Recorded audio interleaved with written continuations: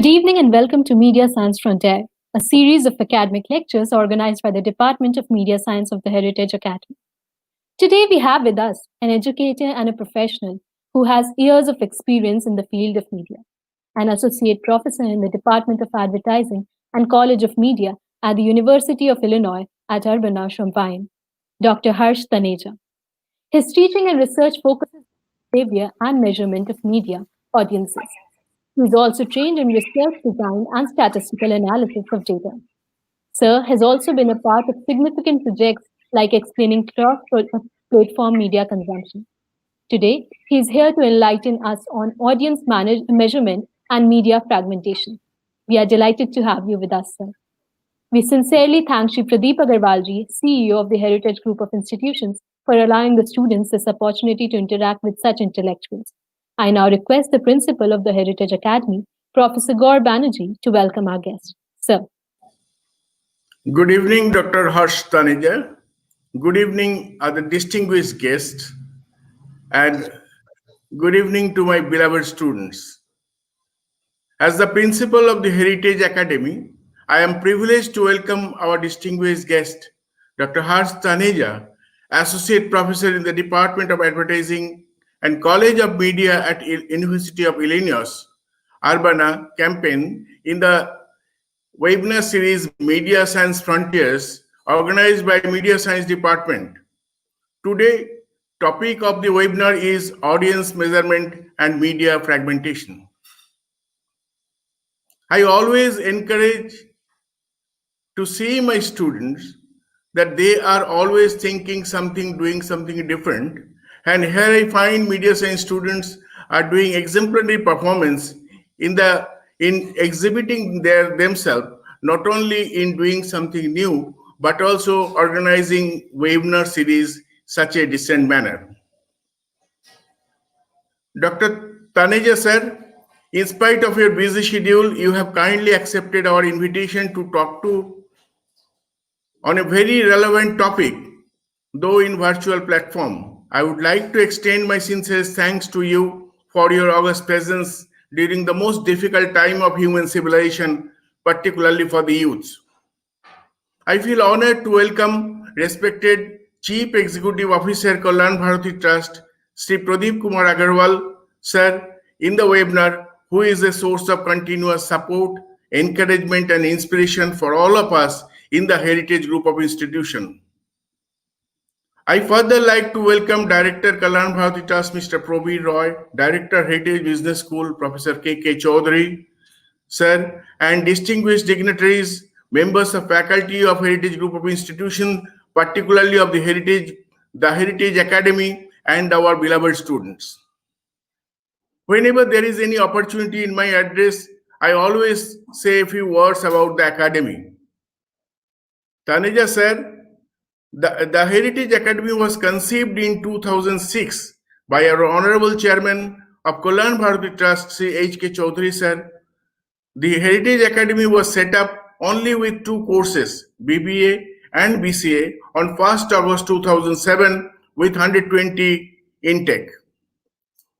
Initially, we had affiliation, from the beginning, we had affiliation with the Makaut Maulana Abul Kalam Azad University of Technology, formerly known as West Bengal University of Technology, Kolkata.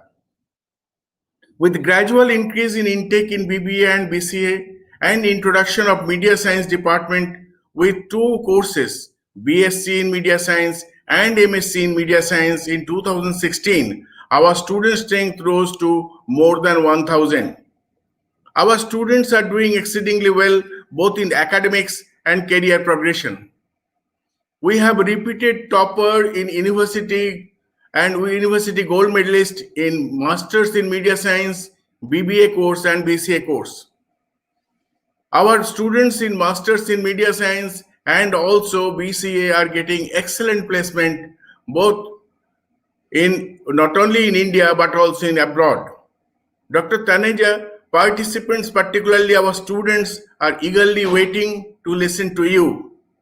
Thank you all. God bless you. Jai Hind. Thank you, sir. I would now request Dr. Taneja to take over. Sir.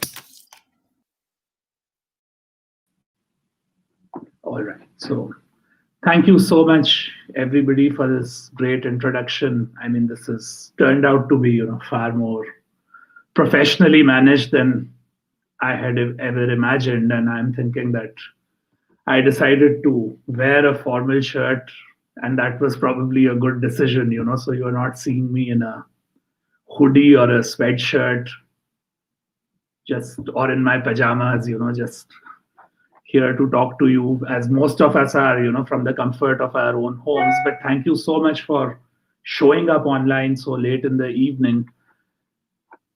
I hope you are able to see my screen.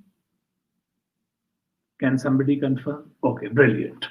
So the title of my talk today is Audience Measurement and Media Fragmentation. My name is Taneja, and this is my Twitter handle where I do occasionally share updates about my thoughts on this topic and also a lot of other related things.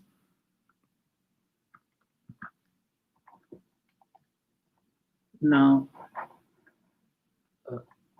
I think I have to.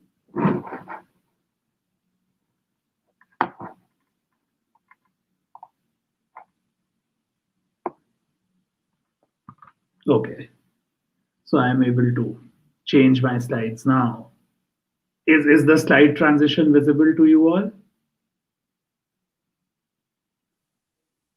Yes, sir. It's Okay, just so yeah, I'll just say, now you guys have given such great introductions, so I'll probably try to highlight things that were not covered in that introduction.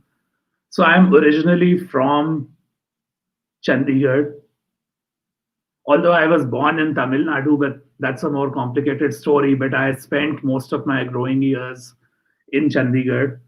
And my first introduction to media was when I actually, so I went to study engineering like a lot of people in India do when they don't know what else to do. And once I finished that, I realized that I did not want to study engineering. So I decided to do a master's degree at MICA, Ahmedabad. Maybe many of you are familiar with that institute. That was my sort of first introduction to the study of media. And I liked it so much that after working for a few years in the industry, I actually decided to go get a PhD in a program called Media Technology and Society at Northwestern University. And since then, all my research and a lot of my teaching has focused on the areas of audience behavior and audience measurement. So that's a brief introduction to me. So today in this talk, I want to focus on three related topics. Why do we measure audiences? And then get into how do we measure audiences? And then talk about how all this is really changing given the current context in which the media exists. So let's start with the first part about why do we measure audiences. And I don't know how you guys do this, but if people have questions in between, feel free to interrupt and let me know. Or what we'll do is that after each part, I'll sort of take a brief pause and open it up to questions before we move to the next part. And then, of course, we'll have time for questions at the end. So let's get into why do we measure audiences. So let me start with a hypothetical thought exercise here. If I want all adults in India to see my ad within a week, so that I'm a brand manager, I'm running a campaign, and I want all Indian adults to see my ad within a week. So how am I going to do this? I could probably use some kind of advertising on. Okay, so the slide is appearing fragmented in half screen, but what can I do about it? I mean, that seems more like a bug. Let me stop screen sharing and share it again. Maybe that will fix it. Okay. All right. So now share screen. All right. Select window or screen, PowerPoint slideshow.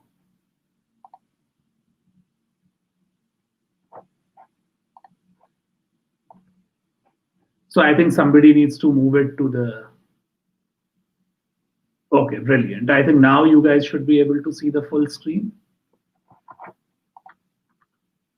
Yeah.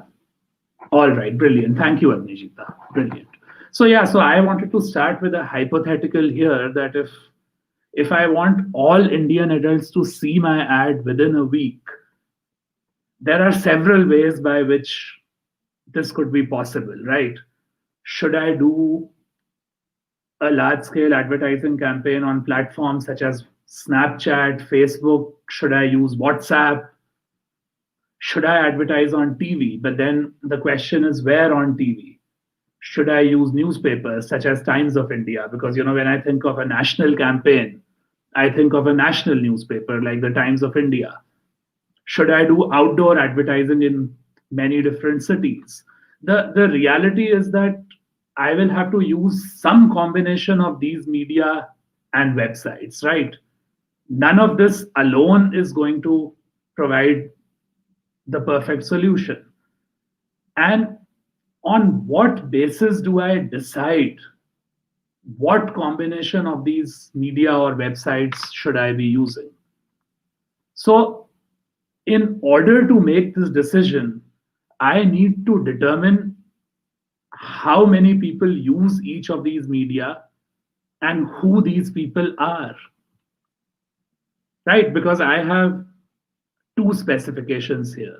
I want to reach all adults and I want them to be 18 plus. So, which means I need to be able to count how many people my campaign reaches, and I need to also make sure that they are all adults. So, and I need to do this accurately and efficiently. Not only do I need the answers to these questions about how many people use each media and who are they, but I need to also be very efficient and accurate about it. For example, if I decide to advertise on Facebook or on Snapchat, I need to know whether I am going to be reaching the same people again and again, or am I going to actually reach different people if I use Facebook and Snapchat? Because there is a lot of money involved. And that is why we measure audiences. Because the whole advertising ecosystem revolves around the business of audience measurement. So I have a schematic diagram of what the advertising ecosystem looks like today. So don't get lost in the details here, just focus on the colors. All the blue circles are people who advertise, and all the green circles are places or people who make the ads run. So, for example, your agency, your advertiser are all here in blue. So, these are the people who advertise. So, think of them like maybe Procter and Gamble, Hindustan Lever, and Leo Bennett or Ogilvy. And think of the greens as places like Times of India, Star Plus, Facebook. So the money flows from the blues to the greens, and in between, you have a lot of different types of players that actually capture data about the consumers. So essentially, audience measurement data is the basis on which it is decided how much money who spends where on advertising. So what essentially is this advertising ecosystem? I like to think of it as a market, just as we think of any other market. It could be new market or AC market that you go to buy things in Calcutta. It could be the stock exchange. So similarly, The advertising ecosystem is also a market. And like any market, it has its essential components, which are the buyers, the sellers, and the commodities that are traded. So in this market, the buyers are your advertisers and your ad agencies. The sellers are your platforms and your media companies. And the commodity that is traded is advertising space and time or impressions. So I just went over this. Who are the buyers? Who are the sellers? What is it that is being traded? But there is one component of this market that we are missing in this characterization, which is what facilitates the trading. On what basis does this trading of advertising real estate happen? So in any market, trading happens on the basis of information. Think of a stock market. How do you decide that $125 is a good price for a Microsoft stock? You need information about that company. You need to know what products of that company are out in the market, what are they going to do. Similarly, the advertising marketplace also needs certain information to facilitate this trading. So in this market, which is the advertising ecosystem, what is that information that buyers and sellers need? Basically, they need audience information. They need to know how many people and who on the profile of the people who come in contact with advertising. Now, theoretically, in any competitive market, buyers and sellers have perfect information. But in the advertising market, audiences typically are opaque. In other words, we are not able to see the audience very clearly. That is because audiences are what we, in jargon call as spatially dispersed and temporally dispersed, which is nothing but the fact that people consume media in their own place, in their own form, and increasingly at their own time. So basically, think of it, the same YouTube video can be consumed by you in your home, when you are on the metro, on your phone. I could consume it today, you could consume it 6 months later. But we are all audiences of the same YouTube video, right? And largely speaking, to the creator of the video, to the advertiser whose ad is appearing on that video, we appear invisible. Who is the person who is actually behind the device? We don't know that. So the information about audiences that forms the basis of the advertising market remains quite opaque.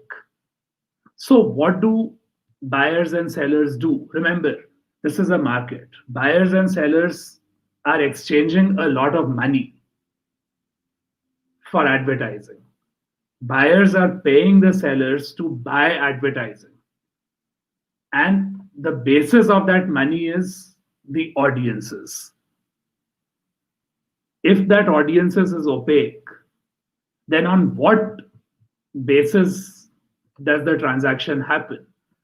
So basically, what the buyers and sellers do is that they hire a third-party company that provides this audience information by measuring that audience.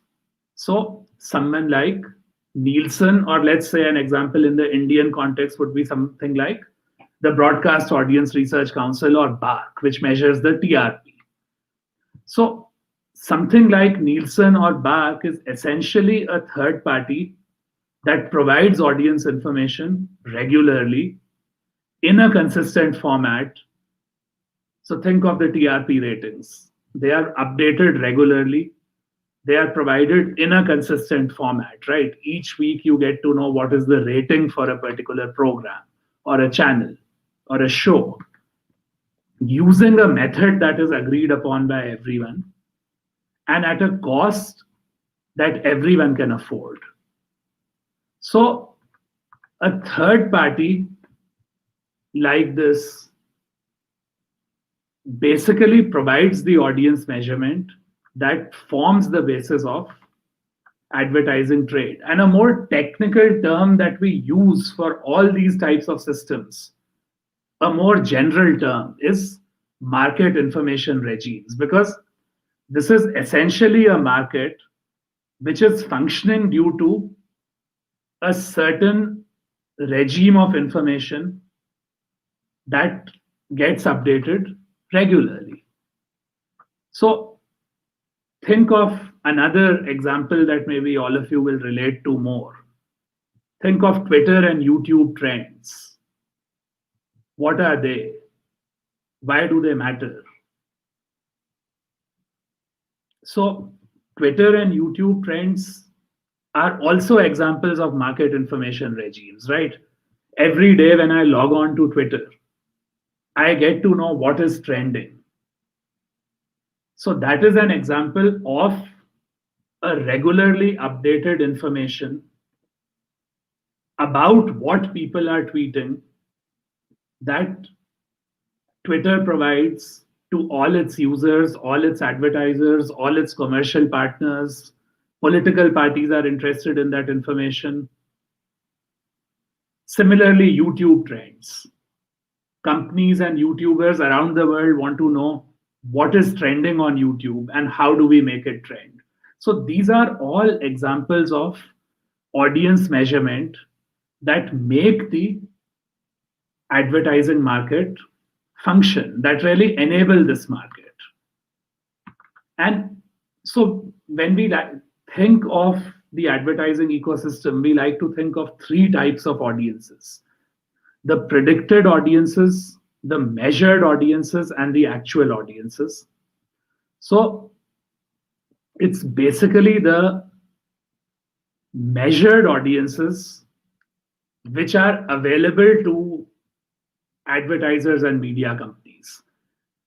It is the measure we cannot see. I told you that audiences are essentially opaque and invisible. So nobody knows what the actual audience is. So whenever we have to make a prediction about the audiences, we rely on the measured audiences. Whenever we want to understand who our actual audience is, we rely on the measured audiences. So essentially, in a nutshell, audience measurement around the world supports about a $600 billion ad market. Of course, this figure might change a little bit because of the pandemic. The growth rate might slow down. It essentially shapes the production of media. It also shapes the consumption of media, because ultimately producers want to produce more of the content that people are consuming, because advertisers want to advertise on content that draws people. So in many ways, audience measurement is shaping popular culture itself. More YouTubers want to create what is trending.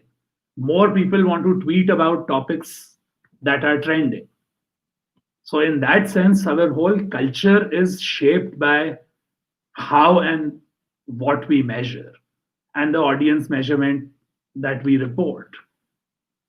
So just to think of how it really matters, if you quickly look at this chart, you can see that the share of time that people spend on different media is very closely correlated with how much is the ad expenditure on that media. So in other words, if 38% of all people's time is spent watching television, then 38% of all advertising expenditure is on television.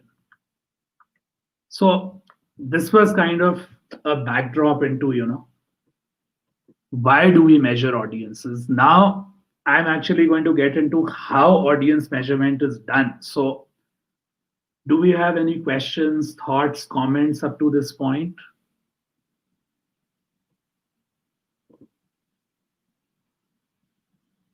I mean, people can type in, people can show up and ask. I mean, I don't know how your system is organized. So. Sir, we have a particular question and answer round after you complete the presentation. Oh, so the I guess okay. Okay, and how much time do I roughly have so that I'll manage my time better? So, sir, I'll just put it in the chat. You can just begin for now. Sure.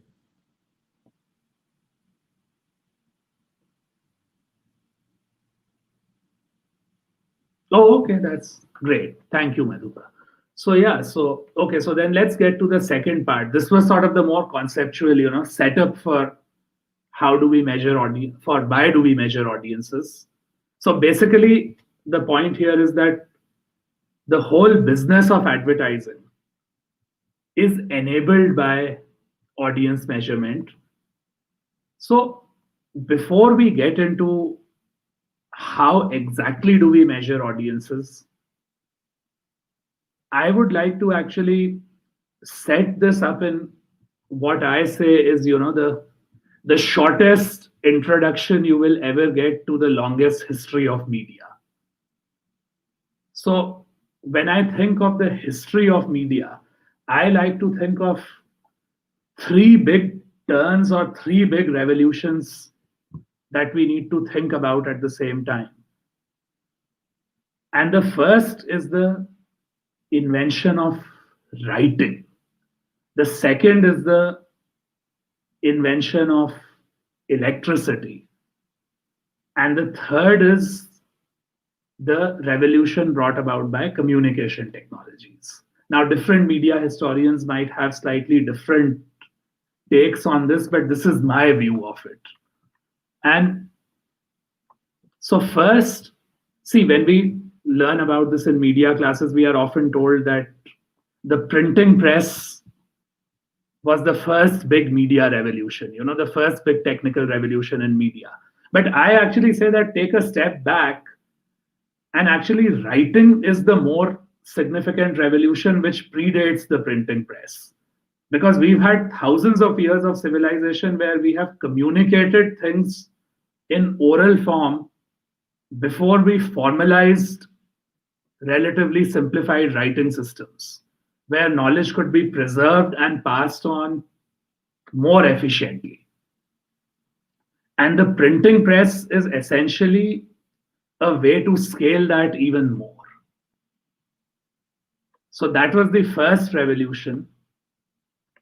And the second revolution is sort of the electric or the electronic revolution in media, which not only sort of further accelerated the printing press and made printing more efficient, but also led to other forms of media, So think of starting from typewriters to radio to, the first computers.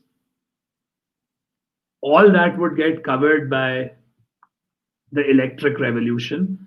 And then the third is the communication revolution, which I really think started with the telegraph. So not really computers, not really telephones, but the telegraph. And if some of you are wondering, what do I mean by the telegraph? Probably some of you may have heard from your grandparents that I think, even your parents may be too young for this, but your grandparents may have talked about like receiving or sending a telegram, for example. So something that essentially would be sent by a, Morse code, where the actual physical medium does not need to travel from one place to another for the message to be delivered. So if we think of the telephone, if we think of the internet, if we think of any communication that happens via computer, satellite, undersea cables, they are all essentially modern adaptations of the telegram or the telegraph. So these are the three big turns in media. And if you think of how audience measurement has evolved, it's very closely tied to these turns. So the other related thing, just to briefly mention here before we go, is something called the Moore's law, which really, so Moore was basically a scientist who worked with the AT&T, which is one of the world's first telephone companies, telephone and telegraph companies. And he basically said that the number of components that you could have on an integrated circuit would double every year. So essentially, computing power would grow exponentially every year. And that is what we see has started happening. And if you just read from the slide, I'll read it quickly. He said that cramming more components into integrated circuits would lead to such wonders as home computers, at least terminals connected to a central computer, automatic controls for automobiles, and personal portable communications equipment. So what we are seeing in the media today is really a layering of the Moore's law and evolution of telegraphy on top of the electric revolution. So if you think about all these different developments together, you can actually make a lot of sense of all the media that we see around us today. Like a lot of people will tell you, oh, the internet changed everything, or television changed everything, the printing press changed everything. No, it's actually, if you think of it, it's about writing, electricity, and telegraphy. And then the fact that microelectronics completely revolutionized computing and how much computing power we have. So this led to the first newspapers in 1700s. This was more in Western countries, but I think even India had newspapers in the early 1800s. In the 20s and 30s, you had the first commercial radio stations and the TV networks. In 70s, you had cable and satellite TVs. In 90s, you had internet and the World Wide Web. And in 2000s, you had, you started having what we now call as the platforms and the mobile web. So actually, if you see, this very neatly ties with the larger historical turns in media history that I just talked about. And what you are seeing now is some kind of convergence of form and content. I'll get into these later in the third part. So this gets into what are the common ways of measuring audiences. So we just saw that, by now we have so many different forms through which content gets distributed and consumed. So how do we measure audiences across all these forms? So there are two common ways of measuring audiences, if we think about it more conceptually. One is what we call the user-centric approaches, and the other is what we call the server-centric approaches. So the simplest way to think about that is the user-centric approaches involve going to the people and asking them about their media consumption. So, for example, you can draw a sample of people and you can administer a survey on them, or you can observe them and you can see what they are consuming. And then you can try to infer from that sample what the whole population is consuming. The other approach is what we call a server-centric approach, which is nothing but you try to measure directly from the machine. So basically, as we all access different types of digital and electronic media, we leave some kind of a footprint behind. What we also call as digital traces. So think of web analytics as an example of digital traces. Whenever we visit a website, the server captures some data of our activity. So we could use that approach to measure audiences. So any type of audience measurement that you see today is either one of these approaches or some combination of these approaches. So let's start with the simplest cases.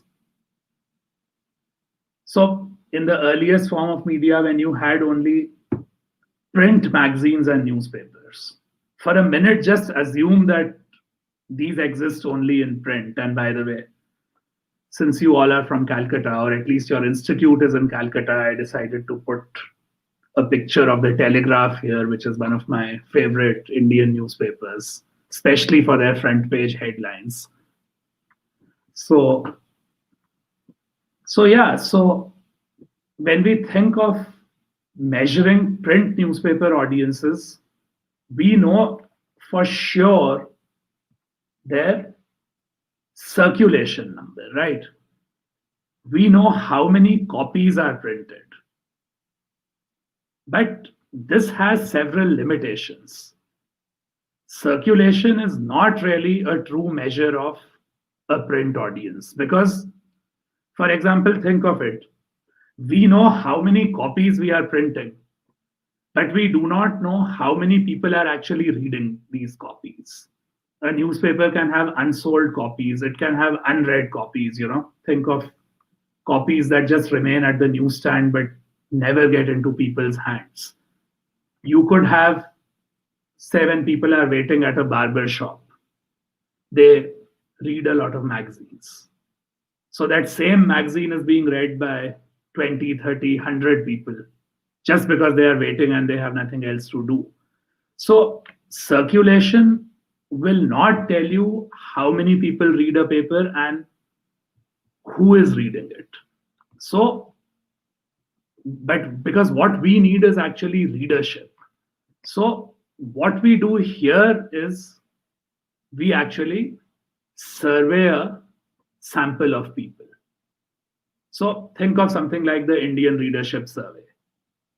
Basically, I don't know, 100,000, 200,000 people around India are chosen and they are asked, which newspaper did you read yesterday? Which newspaper or magazine did you read in the last 1 month?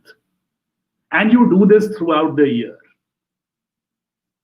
So this is an example of a pure user-centric method, and it is still in place around the world for measuring print audiences. But what is the challenge here? That I asked you to assume for a minute that we were only interested in measuring print newspaper audiences. But now we know that most newspapers and magazines are read both in print and online. And the sum of 2 readers is not equal to the total number of the publication's readers, right? So that is the big challenge here. That the user-centric method cannot capture all forms in which the print medium is read. And a lot of newspapers actually want their readers to continue reading both forms of the product because they often bundle advertising. So if I advertise something on the Times of India front page, Times of India will actually give me some inventory to also advertise on their website, for example. So now let's move to more electronic media. So if you think from an audience measurement perspective, in what way are radio and TV used different from print? So unlike circulation, at least for print, you have something called circulation, which gives you a baseline estimate of how many copies you are printing. So you know where your media is getting distributed. But when we think of television and radio audiences, they are completely dispersed in space and time, right? They could be anywhere. you don't actually have access to inside people's homes. The way you at least know where a newspaper copy is traveling, theoretically you can know that. And people have a lot more options to choose from. Even if we have a lot of newspapers and magazines in most markets, people don't get more than one or two in their houses. So there are limited options in that sense. But in TV and radio, most of us receive a lot of stations, lot of channels. So are surveys a good technique then? Probably not, because there are only that many options that you can list on a survey, and people cannot recall their behaviors very accurately if there are so many options to choose from, right?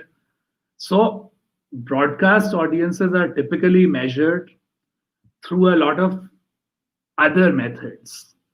One is diaries, meters, and sometimes directly through set-top boxes. So let me briefly get into this very briefly. So diaries is nothing but a very simple idea that you give somebody a pre-formatted diary with a list of programs and a list of channels and the times of the day. For example, here if you see, basically here on the columns, we have listed the programs. On the rows, we have listed the times of the day. And you ask people to just keep checking if they watch something or not. And then after a given period of time, you ask them to return the diary. So this is how actually Doordarshan used to do audience measurement in India before we had commercial cable television. This is how Nielsen still does a lot of broadcast television measurement in the US. You will be surprised that about 1/3 of all television audience measurement, even in the US, is still done through these paper diaries. So compared to surveys, it has a lot of advantages. You get lots of data, it's relatively low cost. You can capture people's demographics. Of course, the disadvantage is that it is a very slow method of data collection. Think of a country like India, where a lot of TV viewing people are not literate. So how do you expect them to fill diaries, And do you really expect people to be very accurate and diligent in, reporting everything? How much incentive do you have to give them for them to be able to do this? So the next technology that is the more popular and commonly used technology these days in most markets is what we call the people meters. This is what BARC also uses in India. So this is basically a small box that gets attached to people's televisions, and it automatically captures what is playing on their television. And then the data gets transmitted to the company. So this is fast and accurate. It is costly to set up. And there can be some errors here also. But then you realize that a lot of media consumption also happens outside the home. So simply putting a box inside people's houses is not going to solve all the problem. So you also have a measurement technology called portable people meters that is almost like a pager or a wearable watch or some kind of a wearable device that people can carry with them. So it's like if you are listening to music in your car, it can capture what you are listening to. And it can report that back to the measurement company. So in that sense, it can capture consumption both inside and outside the house.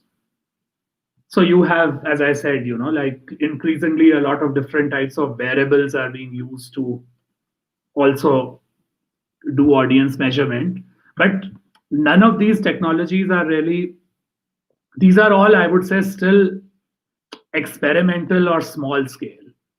They are not commercially deployed to be used for advertising, buying and selling yet in the same way that people meters and surveys are used. So the one interesting advantage of wearables like watches are that you can simultaneously actually do observational capturing through meters, and also send out small survey questions on these devices. Like if you see on this image that I have, somebody is being asked to report what newspapers they have read through a prompt on their watch. So these are all, interesting experimental technologies. So just to sum it up, broadcast audiences, both television and radio, are being measured by diaries in smaller markets, by using people meters such as BARC is doing in India. I was told that most of you are familiar with what BARC is, the Broadcast Audience Research Council. And there is also a possibility of using set-top box data. So say if you have something like Tata Sky or Airtel TV or, Reliance Jio TV. So those set-top boxes can also capture data about people's viewing.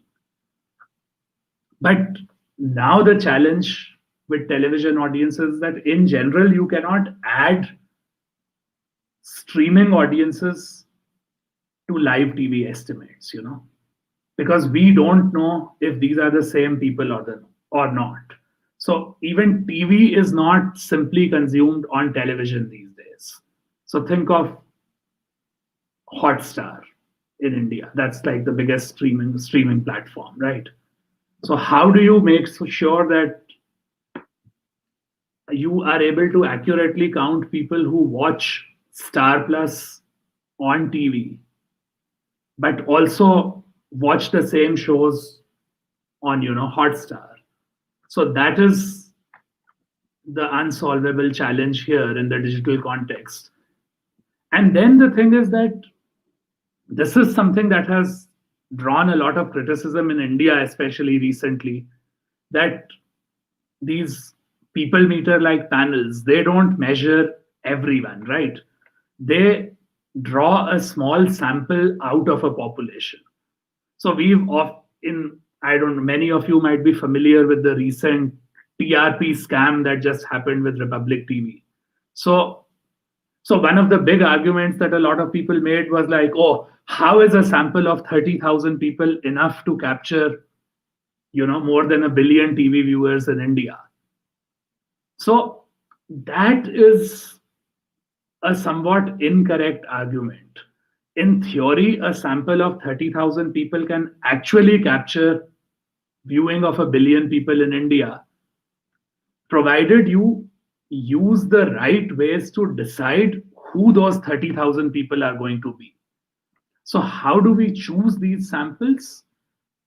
First, we want to make sure that people of different characteristics that affect television viewing, for example, or any kind of media use. So we know that younger people have different habits compared to older people.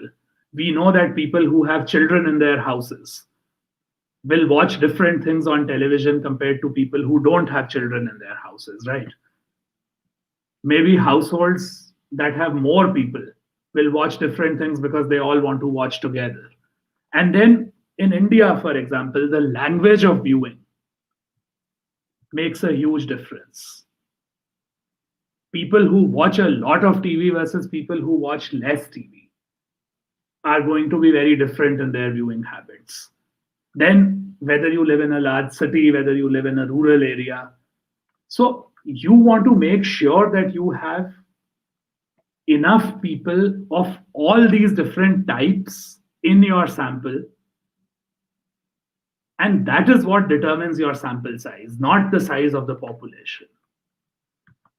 And then how do you get your media? So do you have cable? Do you primarily rely on streaming? How many TVs do you have in your household? What kind of provider do you have? How many channels are you able to receive? So I see there's a question that just popped up, but maybe we'll answer that at the end, right? Okay. So what additional alternate factors would matter when you are measuring online audiences? So let's switch to, so all these basic principles that I told you about user-centric measurement and how do we construct a good sample to measure, viewing of the whole population, apply also to internet audience measurement.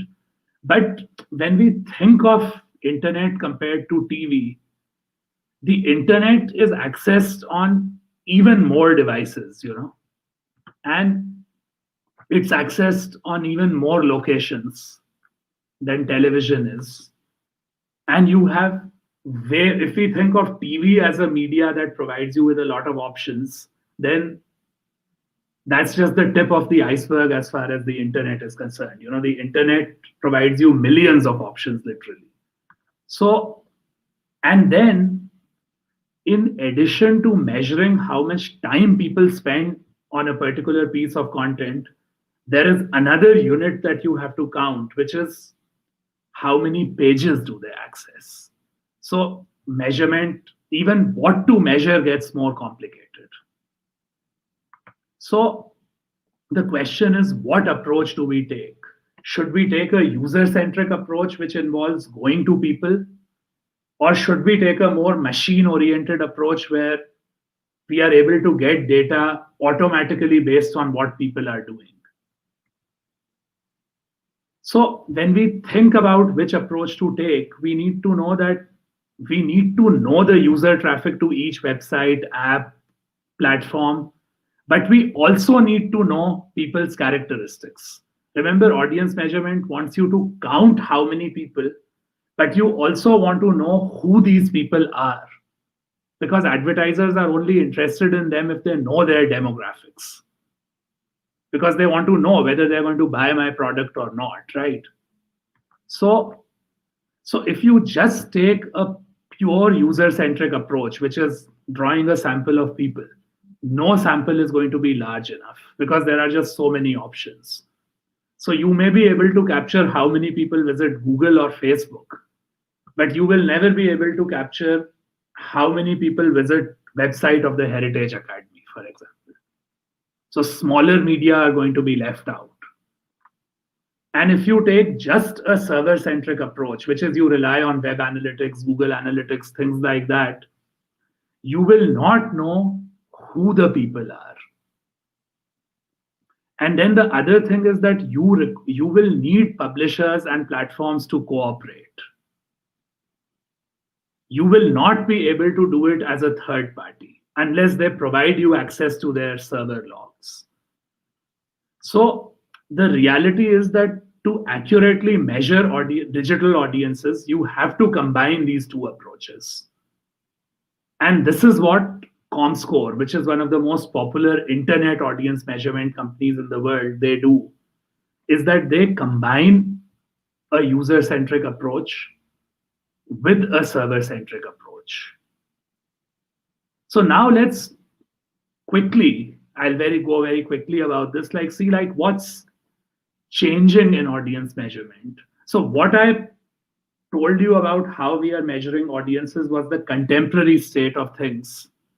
But why is this becoming more complicated and more challenging than even this?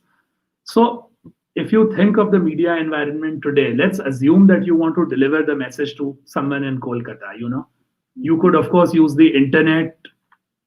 You could use television.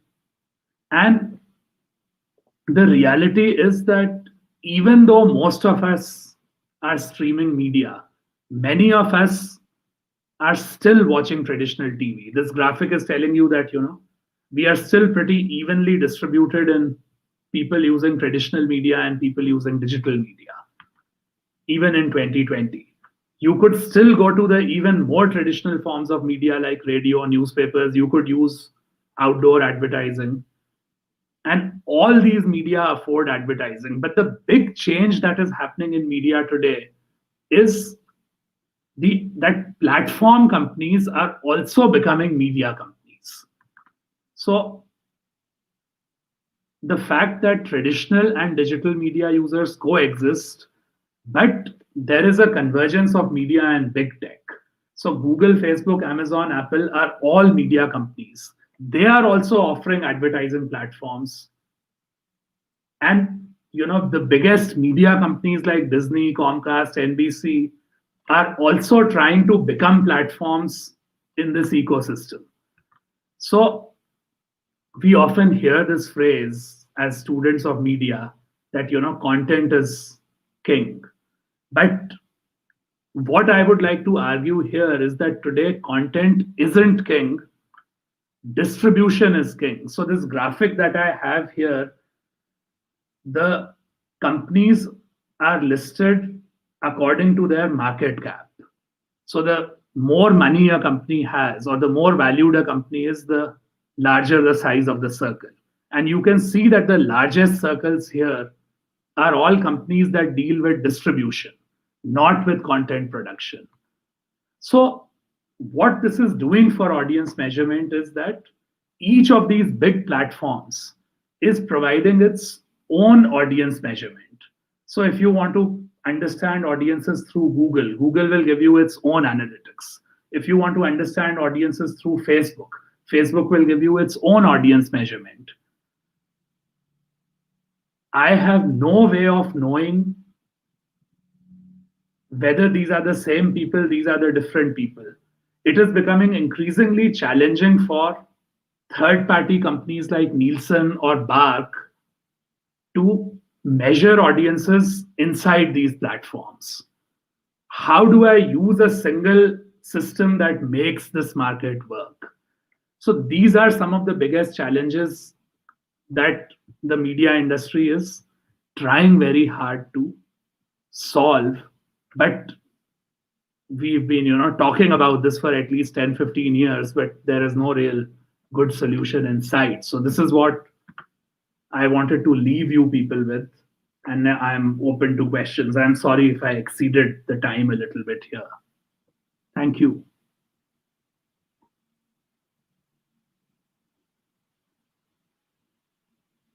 I would now like to invite Professor Bakshi to take up the questions and continue with an interactive session.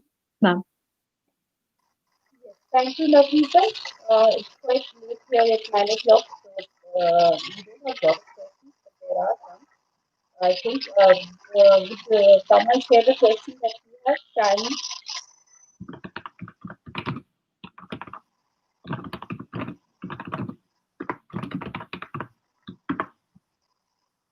My audio is unmute. Can you hear me? Can you hear me?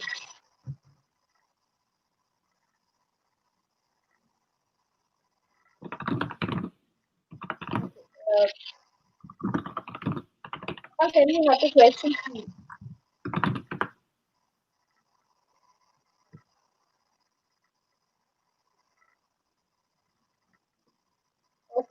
Okay, so I have a Amal, can you have the question? Yeah, so is there a chance that people meter may be misused to violate the privacy of viewers? So this is actually one of the, it's a great question. So this is a concern with all measurement technologies, not just people meter, that the more we automate audience measurement, the more risk we run of violating the privacy of viewers. Now, in theory, if you think of it, something like the people meter is actually a very safe technology when it comes to people's privacy compared to a lot of the newer measurement systems that are being talked about. So why is that? Because the people meter is essentially like doing a survey, but instead of asking people questions, you put a device in the homes of a certain number of people. So these people are protected by the ethical codes that the market research industry follows. So their identities are kept confidential. We are not supposed to know who these homes are. In fact, you are not even supposed to know which towns. Of course, it's in the big cities, everybody knows that the big cities are going to be measured.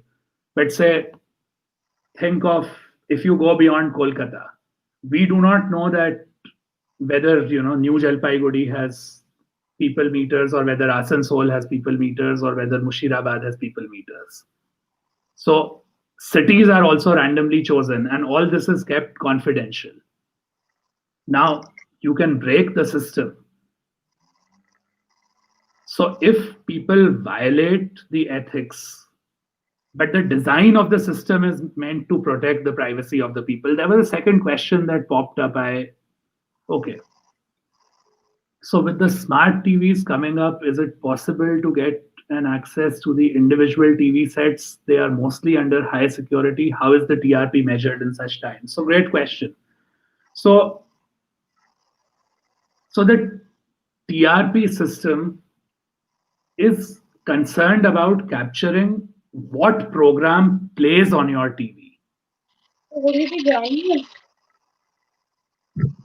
It does not matter whether you are, it does not matter whether that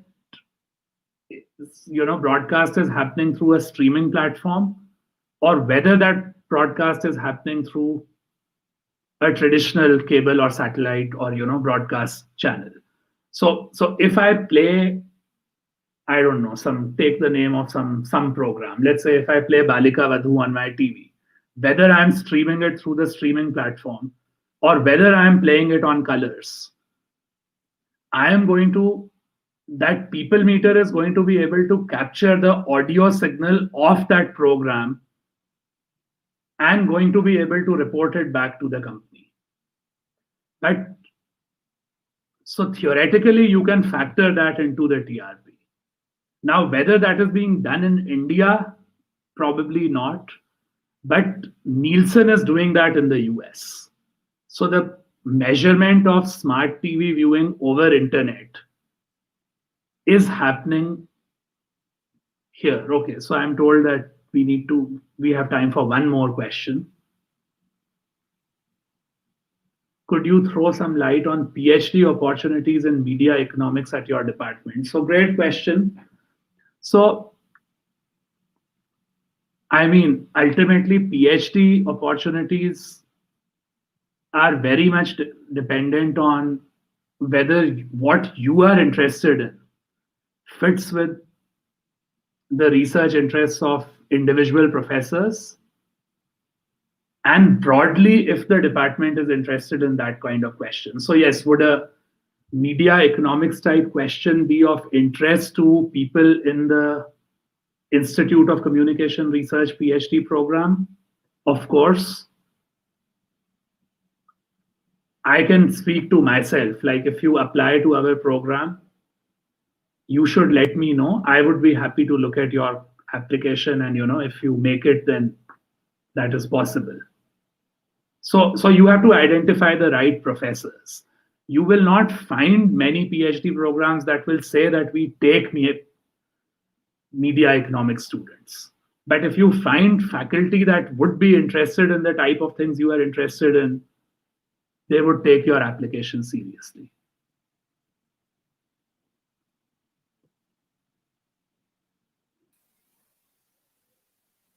Thank you, Dr. Taneja, for this amazing session and your time.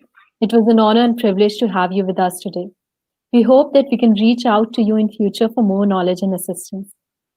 I would like to take the opportunity to thank CEO Sir Pradeep, CEO Sir, our Principal, Professor Gaur Banerjee, Dean Department of Media Science, Professor Dr. Madhupa Bakshi, and our dear faculty members for their continuous guidance and support. We look forward to see you all at our next academic lecture. It's time for me, Navneeta Nandan, to sign off. Thank you. Stay well and stay safe.